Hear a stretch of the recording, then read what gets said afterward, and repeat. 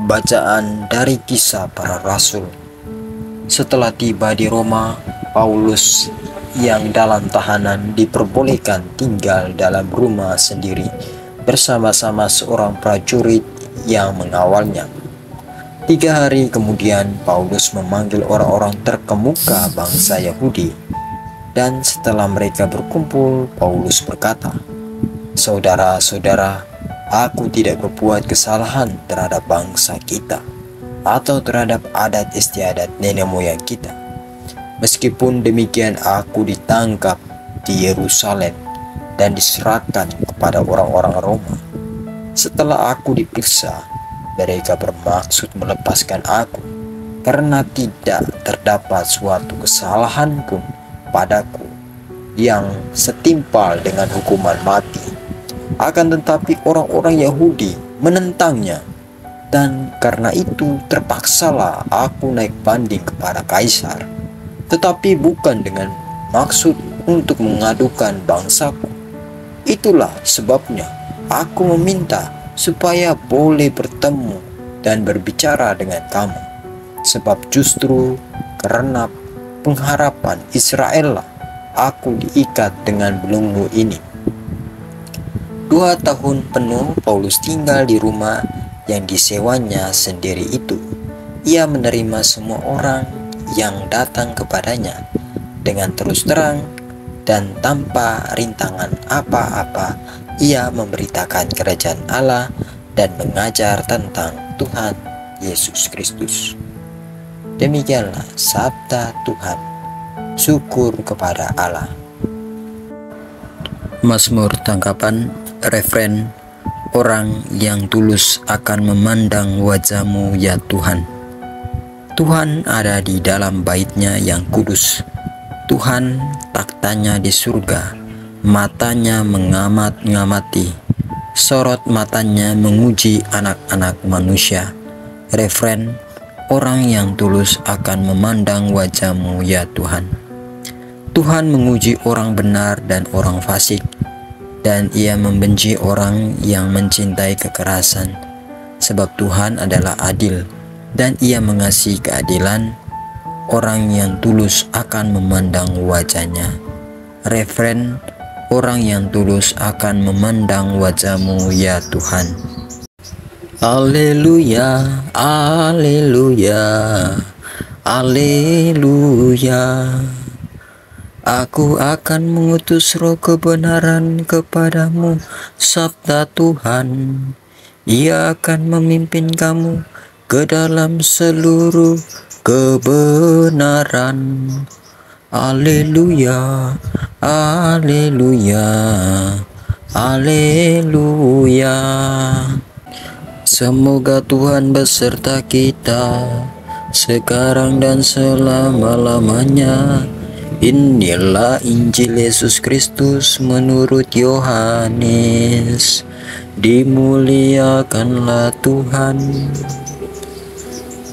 Setelah Yesus yang bangkit berkata kepada Petrus, "Ikutlah aku."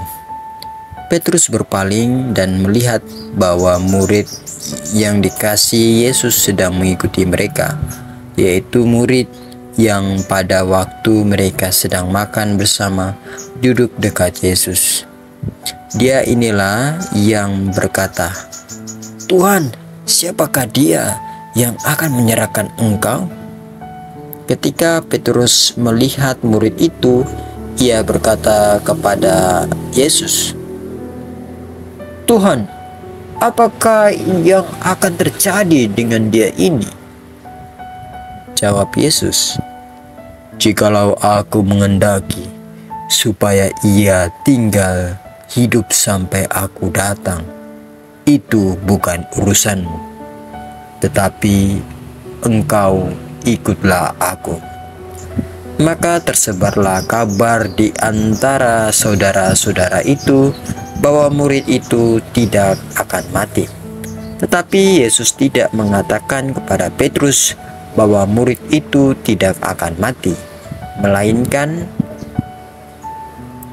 "Jikalau aku mengendaki supaya ia tinggal hidup sampai aku datang, itu bukan urusanmu.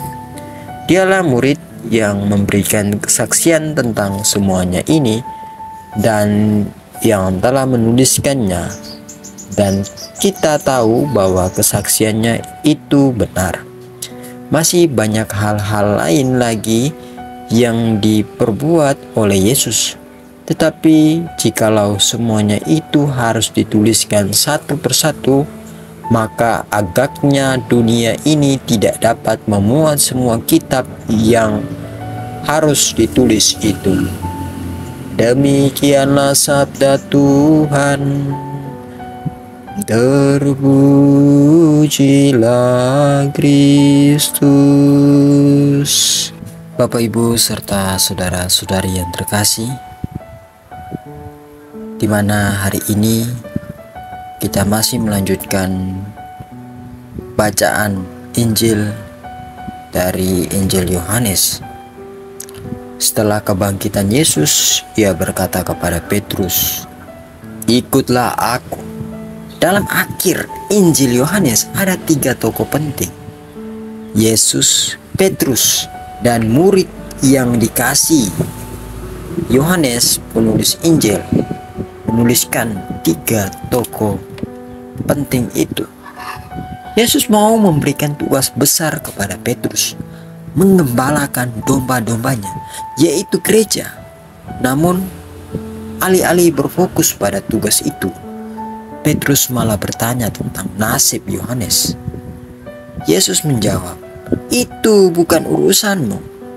Engkau ikutlah aku." Yesus ingin Petrus mengarahkan perhatian pada panggilannya sendiri, bukan membandingkan diri dengan orang lain. Meskipun Petrus dan Yohanes sama-sama mewartakan Injil, mereka punya peran yang berbeda. Petrus akhirnya wafat sebagai martir. Dia wafat sebagai martir. Sedangkan Yohanes melayani dalam penderitaan hingga akhir hidup. Kita pun dipanggil untuk setia pada peran masing-masing. Tuhan memberi setiap orang tugas yang unik. Tidak semua sama, tapi itulah tugas yang Tuhan berikan kepada kita. Maka daripada sibuk membandingkan diri kita dengan orang lain, marilah kita tekuni panggilan hidup kita dengan setia. Yakinlah Tuhan bekerja melalui kita semua sesuai dengan peran yang telah Ia percayakan untuk membangun kerajaannya di dunia ini. Semoga rahmat Tuhan membantu kita. Amin.